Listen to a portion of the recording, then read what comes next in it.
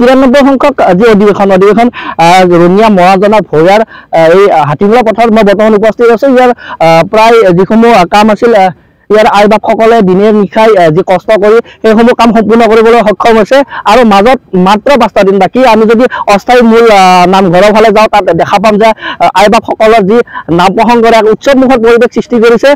বৰ্তমান এতিয়া অপেক্ষা মাথো 9 তাৰিখলৈকে। মোৰ যি খুৱাতে আছে খুৱাতে এইটো ৰবাগৰ মোৰ সহযোগে দেখুৱাবলৈ চেষ্টা কৰিব।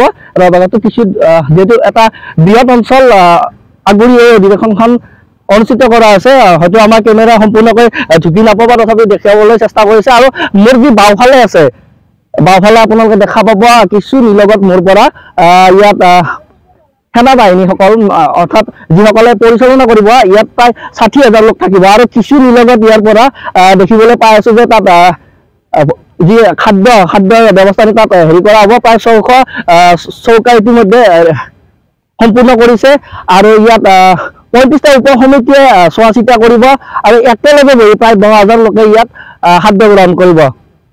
প্ৰায় 35 লক্ষ ভকতৰ ইয়াত সমাগম ঘটিব আৰু ক'ব লাগিব যে 9 তাৰিখৰ পৰা সম্পূৰ্ণ ৰঙিয়াই হৈ উঠিব এক উৎসৱমুখৰ, কিয়নো ইয়াত নাম প্ৰসংগৰে দিনে নিশাই এটা উৎসৱমুখৰ পৰিৱেশৰ সৃষ্টি হ'ব। আমি ইচ্ছা 24/7 সেইসমূহ ছবি আপোনালোকৰ মাজলৈ অনাগত সময়ত লৈ আহিম। মোৰ সৈতে বৰ্তমান উপস্থিত আছে প্ৰচাৰ বিভাগৰ এজন বাপৰ পৰা জানিম আচলতে আৰু কিবা কাম বাকী আছে নেকি। আমি যিখিনি দেখিলো সম্পূৰ্ণ হৈ প্ৰায় উঠিছে, তথাপিতো আমি তেখেতৰ পৰা জানিম আৰু কিমান সংখ্যক কাম বাকী আছে। কৃষ্ণ, প্ৰথমতে মই দৰ্শকক সেৱা জনাইছো, কাৰণ মই আজি সাজপাৰত নাই, আমি শ্ৰম নামৰ কামত ব্যস্ত হৈ আছো। আজি আমাৰ 93 সংখ্যক অধিৱেশনৰ প্ৰায় 95% কাম সম্পূৰ্ণ হৈছে।